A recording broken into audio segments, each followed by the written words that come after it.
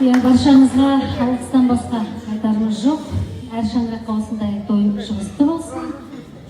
Осында отырған әрбір ананың бақытты жолын біздің келініміз Асылға жұғысты етсін. Әрбір әкенің бақытты жолын Қазбегімізге жұғысты етсін деп сіздердің баталарыңызды алу үшін келдік. Сіздердің бізге деген тілекші екендеріңізді біз сезіп жүреміз. Тек қана Арал емес, жалпы Қызылорда облысының адамын әлемнің қай жерінен көріп қалсақ та біздің келініміз ғой деп маңдайымыздан сүйіп, сыйлықтарын беріп, жол беріп, сөйтіп жатады. Сондай алақандарыңызға аялап, бізге тілекші болып отырғандарыңыз үшін басымызды иіп рахметімізді айтамыз. Көп рахмет сіздерге. Және мына жерде қайнағаларым, қайнапкелерім үнемі бізге тілекші, Аллаға шүкір. Осындай тілекшілеріміз бар да біз алға. Қазір мына жерде абысындарымның барлығы жақсы, Аллаға шүкір. Бізде андай айтып жатады ғой, абысындар бір-бірін көремай, абысындар күндес болады деген ұғым біздің отбасында жоқ деп ойлаймын. Ондай ешқандай абысыннан мен сезіп көрмегенмін. Барлық абысын, қайныларым, қайнағаларым сый құрметке лайық. Бірақ дәл осы жерде біздің анамызды қарап отырған, қара шаңырақта отырған Нұрболат пен Айгүлді ортақ шақырғымыз келді. Нұрболат пен Айгүл үйдің кенжесі болса да, жолдары үлкен, әрдайым құрмет тұтамыз. Өйткені қашан кетсек есік ашық, дастархан жаюлы. Біз келемізде бәрін шашып кетеміз, барлығы өздеріне қалады ауыртпалық. Сол ауыртпалықтың бәрін үндемей, қабақ шытпай, көтеріп, қаншама жеті келіннің міндеті. Нұрболат пен Айгүл үйдің кенжесі болса да, жолдары үлкен, әрдайым құрмет тұтамыз. Өйткені қашан кетсек есік ашық, дастархан жаюлы. Біз келемізде бәрін шашып кетеміз, барлығы өздеріне қалады ауыртпалық. Сол ауыртпалықтың бәрін үндемей, қабақ шытпай, көтеріп, қаншама жеті келіннің міндетін атқарып отқан Айгүлге бір қошемет көрсетейікші. Кеше Айгүлге біздің Асылға Айгүлдің осындай жақсы жағын берсін деп сырға салғыздық. Қазір енді осы тойда жаңа бір идея келді. Екеуіне бір әлемнің кез келген жеріне бір аптаға саяхат.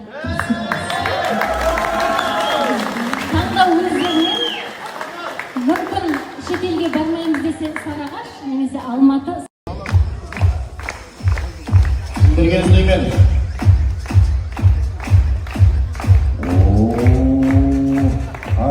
енді күлді-ау.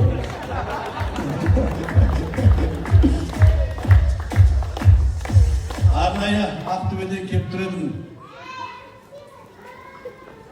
Бұл жағдай қалай болды деп күлемін. Өзім де сыртқа шығып ойлап, сонда үйге құралаған қайтам ба деп тұрмын.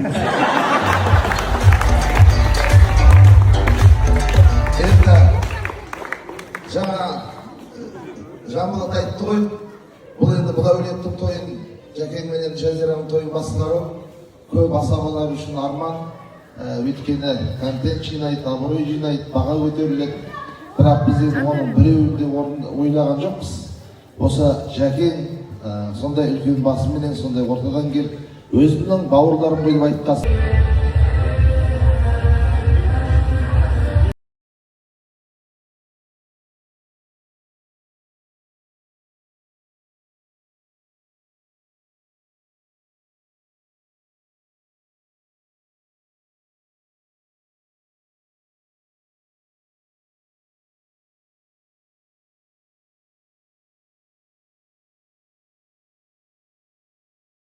Асыралып бір қыз асыралып. Әзірі ма? Енді ана одан асқа, бала жоқ білемін.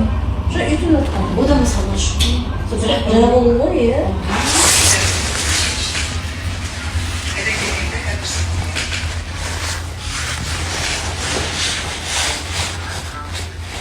Қандай қыз асыралып? Еще мен шықпесерімді сол үшін. Бір жыл қыз асыралды. Үлкен бұқасы ғой.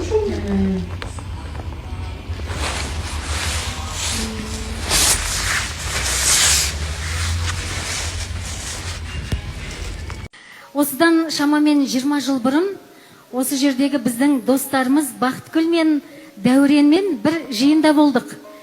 Сол жиында отырғанда келіндік қызметін атқарып тұрған бір өте сұлу, аяғы ауыр келіншекті көрдім. Жас келіншекті. Бақытгүлден сұрадым, ана келіншек кім, өте сұлу екен деп едім. Менің келінім ғой, інімнің келіншегі деді. Сол кезде мен сол сұлу келіншек менің құдағиым болатын. Сол сұлу келіншектің бойындағы нәресте менің келінім болатын білмеппін. Бұл бір ертегідегідей Алланың бізге берген бір сыйы деп қабылдаймын. Көп рахмет сіздерге. Той біткеннен кейін, 2 күннен кейін, 3 күннен кейін біліп жатырмыз ғой барлық минустарымызды. Қарасақ біздің списогіміз, тойдың тізімі бірнеше рет жасалды. Ең соңғы 2 күн бұрын, 2 күн қалғанда жасалған тізім кетпей, ескі тізімдер кетіп қалған екен. Координаторлардың қолында басқа тізім, ана летта басқа тізім, сонымен қонақтардың отыруынан да кішкене, отырғызудан да кішкене қателестік. Біз тойдың үстінде сол қонақтар дұрыс отырды ма, қайда отырды, барлығына орын жетті ма дегенмен алаңдап тұрып біз да тойдың қалай өткенін білмей қалыппыз. Той жасап жүргендер түсінеді деп ойлаймын. Әттеген айсыз той болмайтын шығар деп ойлаймын. Иә, әріптестеріміздің билеп жатқанын көріп, біз неге мына жерде билемедік деп ойладық, бірақ біз қонақтармен ажығында суретке түсіп, фойеде жүрген екенбіз көбінесе. Сондай қызықтар бізде.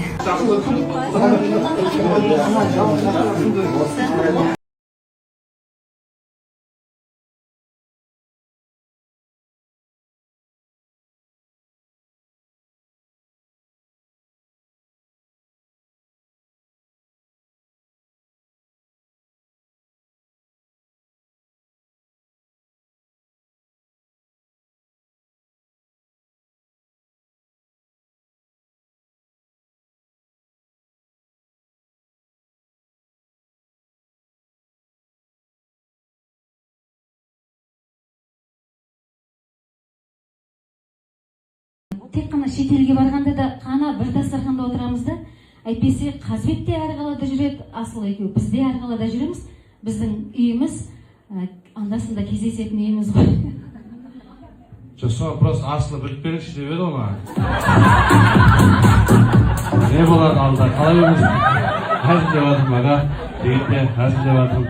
Ең бастысы аман болыңыздар, енді құрметті ағайындар.